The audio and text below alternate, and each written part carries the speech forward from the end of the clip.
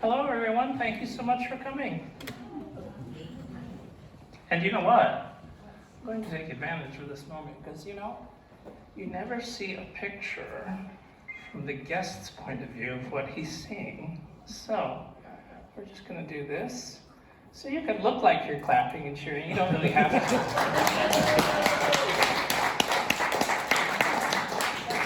I'm going to do one with the flash just because, safety. Okay, so here we go. Great.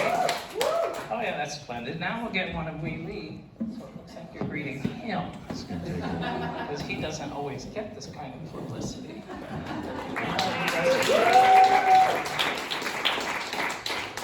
All right, thanks. That was fun. Okay. Whatever. So, how are you? I'm here. I see you brought Wee Lee with you. Of course, he goes where I go, and he was sneaky tonight and wore the small Paul jacket. The small Paul jacket, as you can see, is up there somewhere. It's kind of my trademark that associates the small Paul doll with Lee Harvey. So he somehow snagged my jacket tonight, but we match.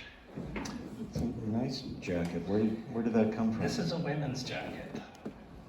And it came There's from a surprise. Goodwill, probably 10 or 12 years ago. It's been 16 years since I've been doing Lee, so yeah. It's, I don't know what it is. It's silk screened, it's dots, it's weird. I like it. Those are all the questions I have for you. So, do you want to go to Denny's? Yes, they have a Thanksgiving special that's going on this whole month, so I'm into that. So Okay. let's get out. No, these people really do want to hear about you. So we'll talk about you. But before we talk about your art, let's talk about you. You were born in Phoenix, right? Phoenix, born and raised, and have stayed here, and I don't know why anybody lives here, but it's Phoenix. God, it's hot for 11 months out of the year. But all my friends are here, so I can't complain in that regard, and my family too. Right. And when did you start making art? I would say since I was a mindless tot, barely sentient.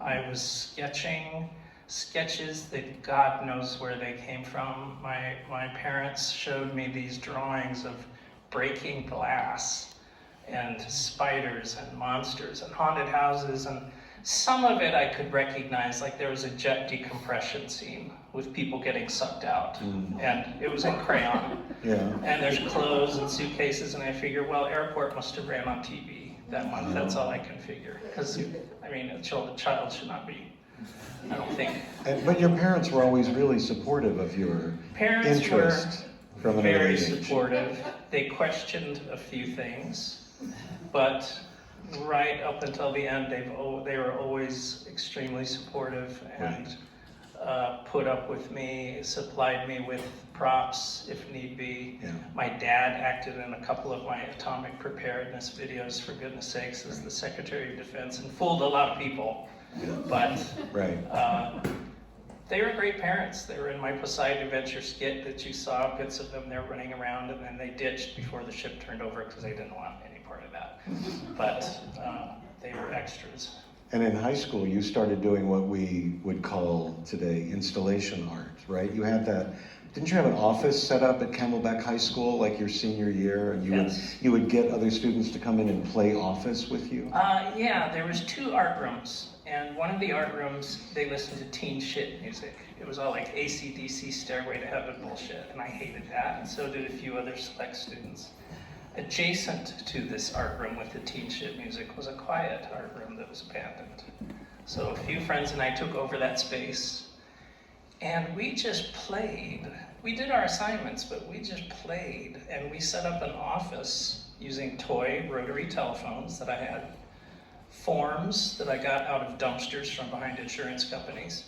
I had a tape recording of an office with phones ringing and typewriters clacking, and we put that up high on a shelf so that if a few of the teen shits from the room next door wandered in, they'd say, like, where's that sound coming from? Guy, And we'd say, it's a busy office, could you please just, and they say, it's just a tape recorder. And we go, could you please just, we've got to get this down to accounting. Brandy, can you get this down to accounting? And so you were allowed to do this. We were allowed to do this, and I did not realize, God bless him, my art teacher at the time would just sometimes poke his head in and smile and let us do this. And I didn't learn until years later, when he was interviewed for an article, that he recognized it as performance art. Performance art. We had never heard that term in the And- 70s when I was in high school. And right around that same time, you were doing the Poseidon Adventure capsize parties, right? Those were your house? Poseidon Adventure obviously was a very, very pivotal thing in my life. It stays with me to this day. And when we were teenagers in high school, where did you go on New Year's Eve? So on New Year's Eve, we would decorate a friend's enclosed patio to look as much like the Poseidon as possible, with the statue and the columns, and we'd dress the tables out with the centerpieces, and we instructed everybody before midnight how to capsize. Like, the room is tilting this way. Everything's going to slide. Trash your tables in this direction, but don't get hurt.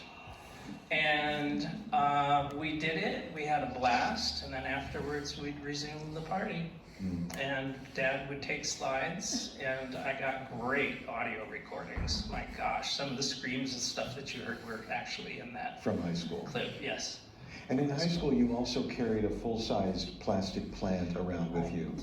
I did. It Was that performance art? Were you playing a character I named was Paul not playing Wilson? a character What named was Paul that? Wilson. I was not trying to perform. It was in my later years when I was very comfortable with high school, when I loved my art classes, when I was just coming into my own and felt like I could do whatever I want. I mean, they were letting me paint murals on the art wing and doing all kinds of kooky stuff. So I bought a plastic plant back in the days when you could buy plastic plants, like real plastic, like this, not silk. Plastics. It's important. They don't make that anymore. And I would carry it around high school, and in fact, I got in trouble because I used the faculty bathroom one day. I did not want to go into the teen shit bathroom because they smoke in there. The principal came in. He said, Paul, I'm afraid I'm going to have to write you up for using the faculty bathroom. And I said, oh, but the teen shit bathroom is so filthy. And he said, talk to me about this plant here. And I said, well, it's a Dracaena, and it's plastic, and I got it at Newberry's over in Tower Plaza, or Thomas Mall, or wherever that was. And he was so charmed and so taken with my honesty that he said, well, Paul, that's fascinating. I'm not going to write up a yellow slip for you today, but just know in the future you can't use the faculty bathroom. So that was a charming moment with Mr. Goodson. You mentioned wall murals. Didn't you paint Madge the manicurist on one side of a building at Camelback High School? Yes, I became oddly fascinated with the Madge the manicurist Palmolive commercials that you're soaking in it. And I had my friends do that. We played Madge Palmolive in my bedroom. I had her salon set up. My art teacher was just like, hey, paint Madge the manicurist on the west wing of the art building. It's the first thing you see when you come into the high school. You pass the drama building, then you see the art wing, and there's Madge, huge. How big? Huge. Oh, golly, 10? 12 foot by 8 maybe, something like that. And it was a scene right out of one of her commercials. There was no video screen capping or computer internet, ways to take pictures. So I snapped the photos off the TV with my little crappy Instamatic with no flash, because that doesn't work. And printed out pictures of Madge in photography class and just worked from those. And that was so ridiculous because it got back to Palmolive. My art teacher wrote them and said, here's what a student is doing about your commercial icon, Madge. And they actually came out and took pictures of me posed with the mural looking like I was painting it. I, in turn, received an autographed photograph of Jan Miner, the actress who played Madge the manicurist. It was a very sweet note for her. We traded Christmas cards for a few years after that. And I got in the Colgate-Palmolive Times, which was their company newsletter. So I was pretty proud of that. for a high school senior. Yeah, it's quite an accomplishment. That was a big deal. Yeah. And then you graduated and you went to ASU and studied filmmaking with Muriel Magenta, isn't that right? I did. Back then, VHS and 3/4-inch tape was the big thing. This was early 80s. So again, no computer, no internet, nothing like that. And I was quite taken with filmmaking. And once I graduated, I got myself one of those big over-the-shoulder dinosaur VHS camcorders and made every single video you saw up there with those things. And I probably went through about 5 of them. And I took a filmmaking class with Penelope Price also. Oh, right. And it all just captured the imagination. But you know what? Once I got out of college, I had nobody to be extras anymore in my videos. I didn't have the class at my disposal. So I had to play a lot of the characters myself, like in the Poseidon Adventure skit, I am Shelley Winters. I am Gene Hackman, Stella Stevens, Carol Lindley, Pamela Sue Martin, all of them. One night, I drafted a bunch of really good friends to do the capsize sequence, and I see a few of you out there. Most of them are here tonight. And Robrt was a part of it, and we just trashed my outdoor patio, which I had dressed to look like a dining salon. And that was the only scene that had friends. Occasionally, I would draft a friend to come over and roll around, so I could throw dishes at them, and some confetti and some purses. And but the rest of the time it was all me. It took 7 years to do that thing because I had to be everybody in so many costume changes, and I can still do Shelley Winters' voice. Because what's up there that's so different from down here? I'll wait here with the others. So yeah, and by now I can fit into Shelley Winters' clothes. None of us is getting younger, it's true. I like your wig. Thank you. I'll tell you a secret. I got a haircut 2 weeks ago, special for this evening, and it was bad. It was one of the first times I'd gotten a bad haircut. It was too short on the sides. It made my head shaped funny, and I just went, God dang it, I'm gonna wear the wig that looks like my hair, which is a ratty old thing I found in a thrift store in the 80s. It just happens to look like my hair at its best, like where I like it. You have a full head of hair. I do. I mean, your hair So I still lost all my hair. I'm not to that age where I've lost all my hair. It's all still under here, but it's just cut very poorly. So I have the wig style and blended. So you all know my secret. Wearing a wig. It's an Ava Gabor too.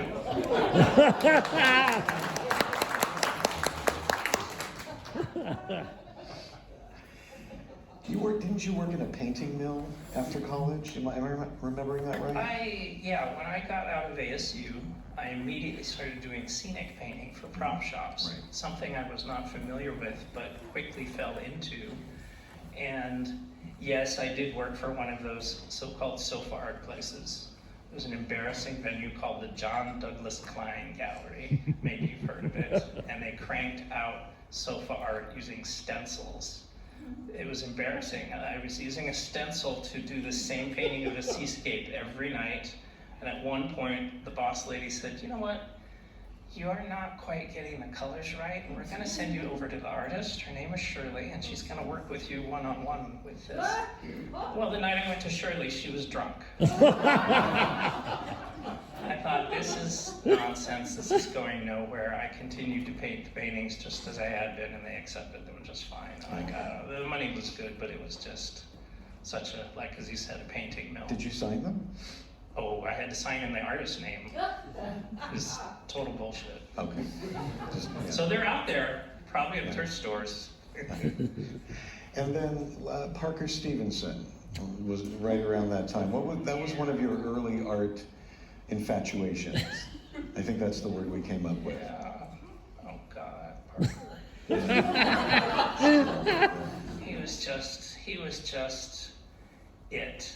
I mean, it was late college, and I saw him in not the Hardy Boys. I missed out on that. I caught up quickly. I saw him in a TV show and just thought, he is it. The 70s hair, the blue eyes, slightly too close together, everybody's told me. Cupid's bow mouth. And I started drawing him like crazy, and he became an art project. I'm delighted to say that I had a course at ASU with Mr. Rip Woods, and it was drawing, and almost every drawing I did was Parker Stevenson in some ridiculous situation. Sometimes it was myself dressed as a woman with Parker, like I kidnapped him. Various scenarios, and that finally came to an amazing arc when, in my senior year, someone told me Parker is going to be filming a pilot for a show here in Phoenix, and you really should try and get on as an extra. And I did. I went down to wherever it was. I took a bus because I didn't drive, and signed up, and they had pink cards for the girls and blue cards for the boys. And when I got home, they called me and said, "Can you come in for 3 days?" And boy, oh boy, was I hounding Parker, politely. But I was stopping him for photographs. He was very kind. He signed the Parker Stevenson figure that's over there by the fireplace. He actually autographed it. What did he write on the back? Well, I thought he wrote on the back, "Paul, you're annoying." Parker Stevenson. But then I realized, oh, it's amazing. Paul, you are amazing. And he signed it on the front as well. So after I met him, it was over. It was kind of like, that was it. It's like, and that became my final assignment in Rip Wood's class. A woman offered to blow up my photographs, and I simply posted those on the wall. The photo of me with my arm around him, which I keep in my wallet, and said, "Here we go, came full circle, look what happened." I fell in love, and it's been realized, and now it's over. Because once I was done with him, I'd met him, what else could I do with him? He was still cute, he still is cute, but no, back burner. Okay. And then I met a real guy, and then that kind of really killed it. Yeah, as I recall. Yes. What about the 1950s? That's another longtime fascination of yours. Why that era? You were born in the 60s. I was born in 1963, so my memory is the 70s. And my mother's colors were, of course, burnt orange, avocado, and browns. But her magazines, however, her Better Homes and Gardens that were saved from the 50s, showed this incredible Jetsons-like world. It looked like another planet to me. And I loved the look, but I didn't understand it or where you could get it until I learned that I could buy it at vintage stores. And then find it in thrift stores, because back then it was a dime a dozen in Goodwills and whatnot. And I started filling my parents' house with couches and chairs, telephones, pole lamps, things like this, which I cannot believe people actually bought. But I love it, and it's plastic, all of it. And my then partner collected it too. And so a house came up for sale, vintage 1957. We dressed it out to be the era. Immaculate, every room. Had cocktail parties, forced people, some of whom are here tonight, to wear vintage to come to our parties. And it was an absolutely amazing existence. And that's when I started wearing the clothes too, to really get an immersion into the period. Your house is kind of infamous. So when I tell people that I know you, they always say, "Can you get me into his house?" It's all 1950s. Well, it got in the newspapers, and once it would get in one newspaper, another paper would pick it up, and then television would pick it up, and there'd be news spots about it, and then sometimes they'd film commercials in it. And so yes, it got a lot of press, and I ate it up. I thoroughly enjoyed that. I loved having the news people over. Every single station came over, and I would serve them plastic food and open the refrigerator, which was full of plastic food, and the cupboards would open, and all the products were vintage packaging, and they're like, "Where do you keep your real food?" And I would tell. And the house was sort of the perfect backdrop for your Kimball family series. Tell us about the Kimball family, and how did that start? The Kimball family is a fictional family that I created in the early 1990s because I was curious to see if I could simply take a photograph of myself dressed as a 1950s guy, like in a bowling shirt, and then take another picture with the same background, the same table and chairs, as another guy in a bowling shirt, but maybe with my hair combed different and a mustache. And then once I took the prints to Walgreens and got them back in 2 hours, I would cut them out with a teeny-weeny Swiss Army knife. And with double stick tape, I stuck them down onto the master photo, and I got one of 3 guys in bowling shirts, and I was pleased. I thought, I could do this. And so it became a complicated process after that, where I would take that little clumsy, heavily taped up, cut and pasted, literally cut and pasted, again, before a computer, and have that enlarged at a color copy store like Alpha Graphics, hand color it to hide all the seams and the cut marks, enhance the colors, make it look like a bright 50s photograph. You see some of them displayed around here. And then the whole point was to photograph it again, like photograph one of those again and get it back to like a little tiny snapshot and stick it in an old photo album. It's like one of those old-fashioned photo albums with the black felt pages where the corners hold the pictures in and white inscriptions, and it was just simply, it was a 3-year project, I'd say, documenting the ridiculous foibles of a typical 1950s nuclear family. So there was the wife, Dottie, there was the husband, 3 kids that became teenagers very quickly, and the house was already decorated. And anytime I saw a vintage car, I was on that in a second. I would quick dress as a woman and drive to where the car was and pose in front of it. Right. And then get the heck out of there. Yeah. And that house that you saw me walking up to in the video of the courtesy lady, that was not my house. That was like a big fancy place on Pasadena Avenue or something. And I just boldly drove in there in the afternoon hoping no one was home and just pretended to let myself in there. And I did that many, many times. I'm glad I got it documented because I don't know what that house looks like now. Let's be all pretentious art shit for a minute. You want to? Sure. Okay. Paul, Robrt. The breast pump imagery in your early middle period work, does this represent a yearning for mother, or are you commenting on the objectification of women's bodies? Okay, breast pumps. All right, well, first of all, you're dealing with 2 spheres. And what I like is to think of those 2 spheres as socioeconomic classes, in which you're creating a dialogue with the viewer. So each sphere can be broken down into substrata. You've got the middle class, you've got the working class, you've got the blue collar, you've got the white collar. You separate these, and your brain begins to see these as sort of a Whipple effect. So it's neoclassicism. It's neoclassicism, but there's also there's almost a reliance, there's also a demand, again, in creating that dialogue. Many dialogues are created with the viewers, because there's more than one viewer, in which the socioeconomic stratus can be broken down into 2 hemispheres. Now we're talking hemispheres, not spheres.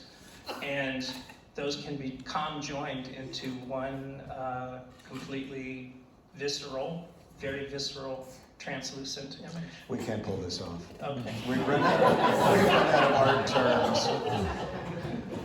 You were talking about the way that you made the photo montages. And I remember you had that little tiny pair of scissors. Yes. And you were literally cutting out pieces of 4x5 pictures and pasting it all together. And people assumed you were using a computer at that time. This was before Photoshop. But now we have that technology. Can I ask you how your art has changed? You can.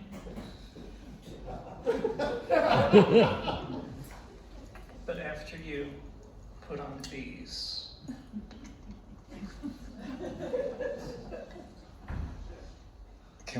Do I have to do this? Yes.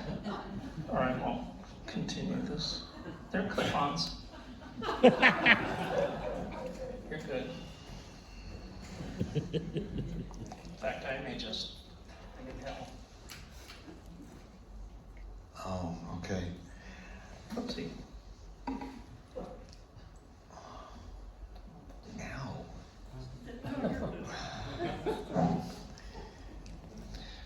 what was the question? I don't know, nothing.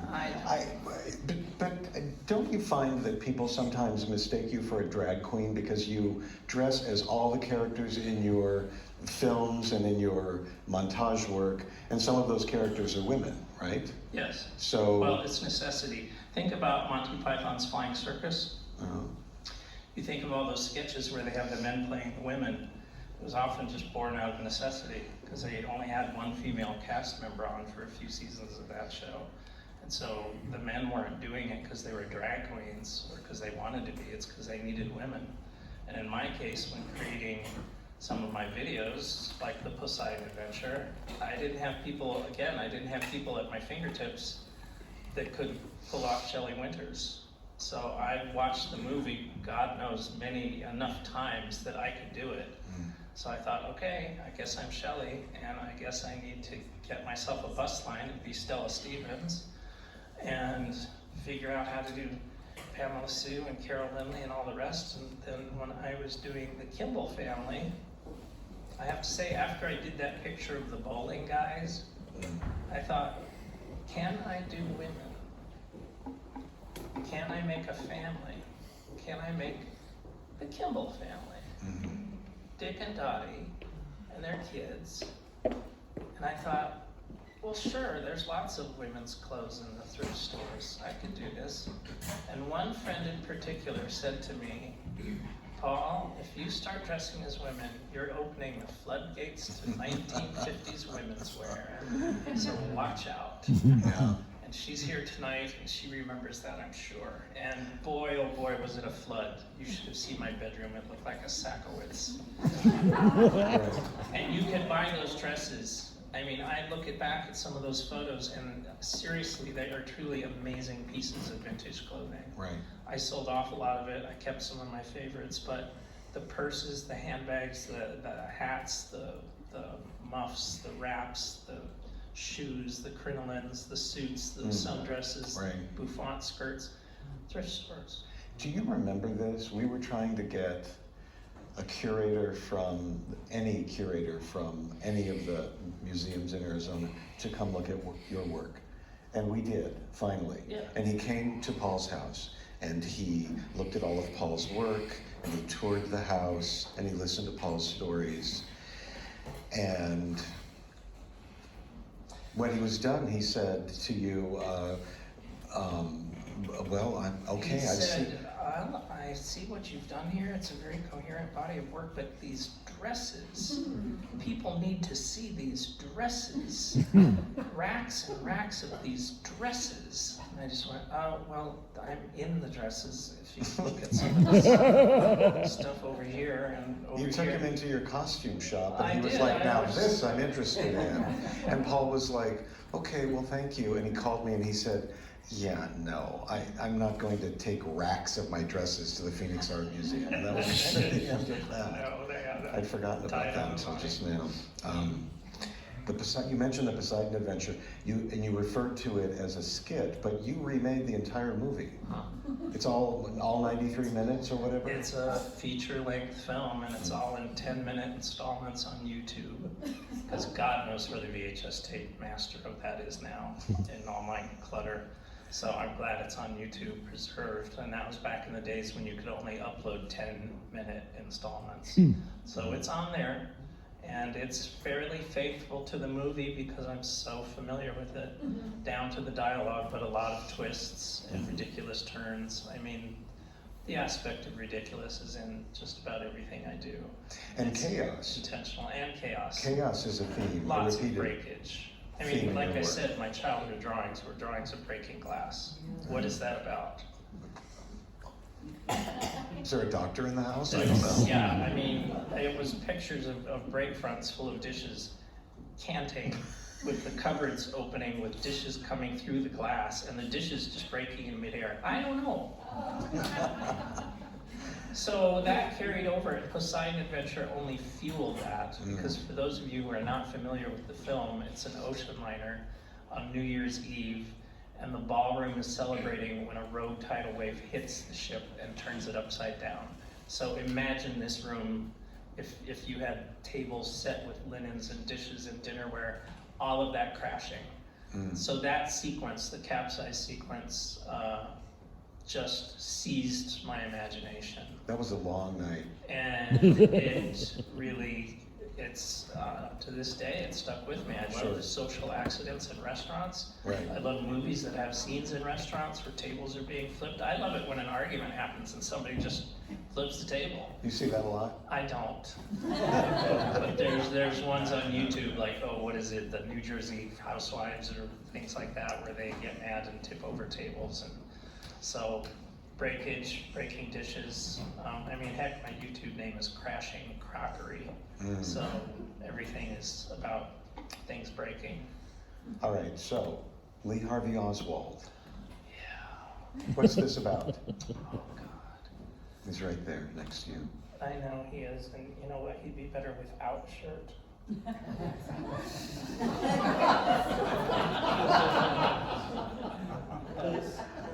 We all need to see Lee Harvey Oswald shirtless, I think. Okay. If you ask me, one of the greatest conspiracies is about how much chest hair did he really have. Yeah. So, Lee Harvey, gosh, 16 years. We met on the internet. It's the best way, you know, to make it short. I went on a cruise in 2007. I did not have a computer. After the cruise, everybody said, keep in touch, we'll send pictures, we'll trade videos, don't forget to write, you know, waving the proverbial hanky. And I didn't have a computer, but I sure got one when I got home, and I got high-speed internet, and I got a digital camera, and I really updated. Well, then somehow, somewhere, and I wish I could remember, in that month of May of 2007, I came across photos of Lee Harvey. Young photos of him before the bad things of '63, and my heart just went pitter-pat. He just did it. And I'd seen him before. Keep in mind, as a kid, I was a big fan of John F. Kennedy. I read all the books. I loved PT 109. I loved I had all the books. I loved Jackie's hair. I loved his hair. So I knew that picture of the bad guy in the back of the book, I knew who that was. With the beat up face and all. But I was suddenly seeing him differently. And I thought, gosh, what if I want to start drawing him. I really like his face. And he's kind of hot. I mean, and so my art for years has been about not only helping people to see Lee Harvey Oswald as something other than the bad guy, but since he never got to talk, I prefer to give him the benefit of the doubt. That he's innocent. And in my revision of Lee Harvey, I have made him a good guy who is cute and is furry and is innocent and is very gentle and playful. And with Wee Lee, I use him in a lot of my dioramas and videos and whatnot to represent the life that Lee never got to have, because Lee passed very early. And I feel like I'm breathing a new life into him that he didn't get to live. And it's a fun one, and it's silly, and it's ridiculous, but it's also very loving. And I think a lot of people, when they see this button, I often wear buttons like this that say Lee Harvey was cute. This one says Lee Oswald was handsome and furry, with a slightly suggestive photo image on it. And when they see that, strangers, they'll At the ask, grocery store. At the grocery store, in a restaurant, wherever I happen to be, supermarket. They'll say, what's that about? They might even read it out loud, and I'll say, oh, so you agree. And they'll say, well, tell me. And I'll say, well, would you like the nickel explanation or the dollar tour? Because there's a lot to this. And a lot of people ask for the dollar tour, and they get it.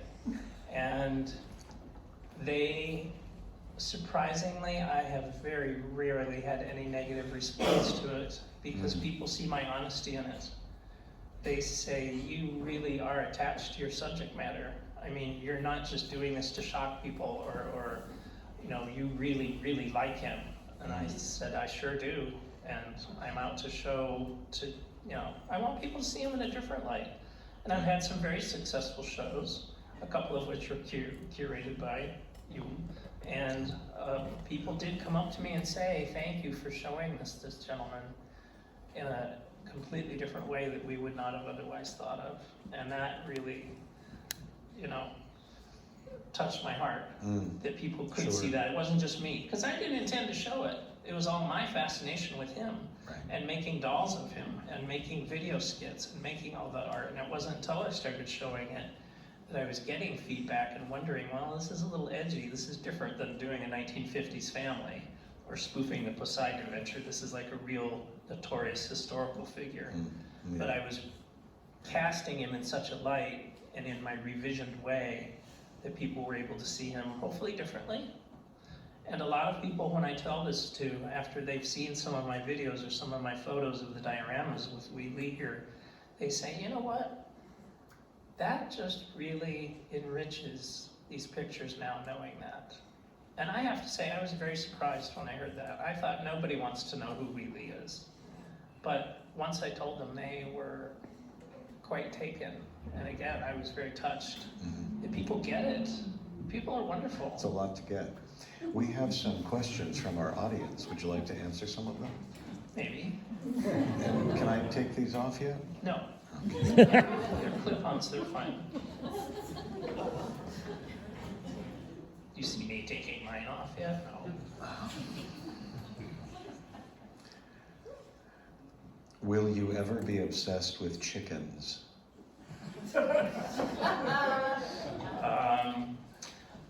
I like them. I have no objection. I do find them quite humorous. I'm obsessed with cockroaches, unfortunately, which are in a slightly different strata than a chicken. But that's not to say it can't happen, because anything can happen. How did you come up with Dottie Kimball's name? Dottie Kimball. Well, I remember when I was creating the Kimballs, I was in the bathtub one night trying to think, what should the matriarch's name be? It needs to be something catchy. Needs to be something 1950s, it needs to be something evocative of like a gay, spirited, kind of ditzy, but with it, housewife. And I thought of 3 names, Gayleen, Fanny, and Dottie. And I just thought about them, I went, Dottie. Because a lot of people were nicknamed that it's short for Dorothy, I guess, but became Dottie Kimball. I'm not sure why anyone is asking this, but will you ever leave Phoenix? Oh, I wish. God, the palm trees that all look exactly alike, and you know, trees with leaves can't grow here, but what do they plant? Palm trees that all look exactly the same. So but see, again, my friends are all here, my very close, very beloved circle of friends. I have a lot of them, I'm very lucky to have them, and I treasure them. And if I moved to Colorado, where Mom and Dad and I used to vacation, sure, there'd be pine trees, but I'd have no friends. Yeah, they would not come to see me.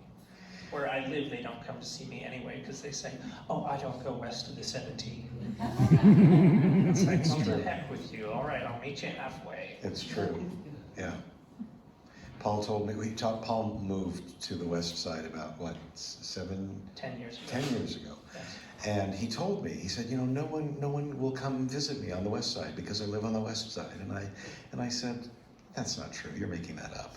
And I refused to believe it. And then literally a week later, I was at Changing Hands Books and I ran into a mutual friend and I said, hey, have you seen Paul's new house? It's really great. She said, oh, I'm not driving all the way over there. I know. And she's here tonight, too. I mean, and for good reason. I mean, it's a lot of smoke shops and tattoo parlors and no trees. And it's ugly, but my house is beautiful. Yes, I love it. I stay inside. Go to Paul's house. Yeah, so what happened? I'm thrilled when people do come, because I have to say briefly, last Christmas, I had people over repeatedly for Christmas dinner, because I like one-on-one with friends, and I had slathered the house in Christmas decor that we had been finding in my mother's estate, and it was all vintage plastic holly and plastic garlands and plastic bells and Santa Clauses, and I just kept coating the house with it and beckoning friends, like, do you want some Christmas magic from 1950? Come over. and you have 2 dinner choices. It's Quick Trip cheeseburgers or Walmart lasagna, because that's all I know how to cook.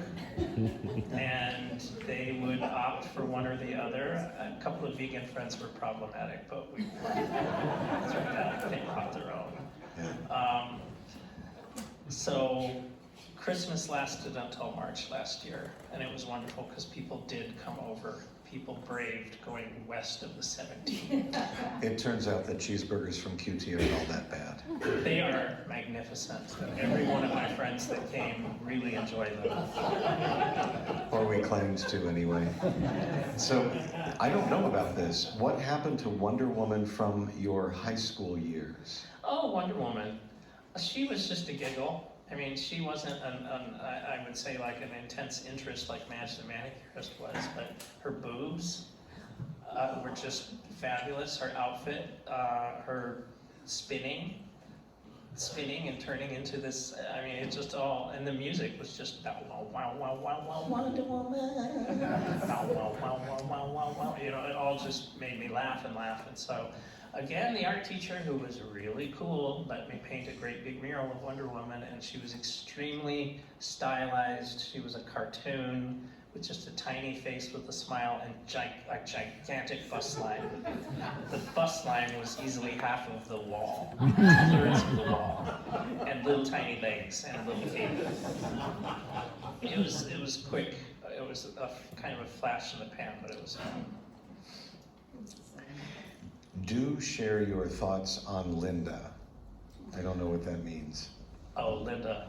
Listen, if you knew Linda, you would love Linda. Okay, I'll tell you just a little insight about that. Okay. A friend and I were in Durant's Steakhouse not 2 weeks ago celebrating Lee Harvey's birthday, which was October 18th, and we overheard a table next to us. It was 3 ladies who were slightly inebriated, and one of them very loudly said, "You will love Linda." And so we just started doing it. The rest of the night until now, that friend and I, that's almost all we can say. Is, you know what? I just don't know how to express that you are going to you're just gonna, and then she'll say, "Love Linda." You are going to love Linda. Okay. So I don't know how long that's gonna go on. I suspect it will go on for years. You'll be saying it. What is Lee's favorite movie? Lee Harvey's favorite TV show was I Led 3 Lives, which of course was about spies, because he was a little secret agent man after all. His favorite pictures were Thunderball, the 007 stuff, because I think that's how he fancied himself. So, yeah. And he did have more esteemed tastes. He liked opera and live shows and whatnot, but as far as motion pictures, the James Bond films. And he liked football. See, that's kind of the thing that I have to acquiesce to, is we're a couple, right? So, sports, I guess tonight is something to do with a World Series. I don't know. And I could care less, but Lee likes football. But I think tonight's baseball. I don't know, whatever. So it's a give and take thing. It's like he's not crazy about me and my dresses. You know, he'd rather see me as me. But once in a while, if I put on a wig, if I become Dottie Kimball for, say, a high school reunion or something, he's like, okay, that again. You know, so it's give and take. A relationship is about give and take. So I have to put up with his football and the fact that he likes healthy foods, and he has to put up with the fact that I like ding-dongs and products by Hostess. Can Robert remove his earrings now?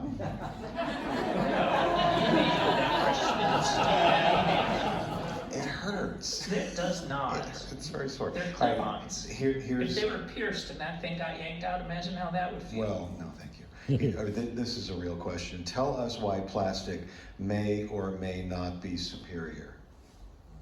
Oh, well, it's superior because it's never going away. Good heavens. It's never going away. Every piece of plastic that was ever made is still on this earth, and that is a true fact. Our oceans are hungry people. Our oceans want our plastic shopping bags. They want syringes. beaches. They want to deposit garbage on our beaches. I know not all of you agree with that, but gosh, it's beautiful. And it's already so far gone, it's too late. There's so much stuff that our plankton are feeding on, and then bigger fish feed on those fish. And then we eat those fish. So we eat plastic, and it comes out of us, and it's under the ground. And it's just a wonderful cyclical thing. And plastics, you can really depend on plastics. Factory-made things, I love factory-made things. I love things made out of plastic. Ironic, isn't it? They're all gonna be, perfect and just one like the other. So think of like your Oscar Mayer bologna or your Kraft singles. One comes out like the other, like the other, like the other, and there's consistency. If you buy vegetables, you get freaks. You get things you have to yank seeds out of and peel string out of and wash and get sand out of, and it's all just a mess. Factory made, processed is best. I'm going to answer this last question myself. Will tonight ever end? Yes, it's ending right now. Ladies and gentlemen, Paul Wilson.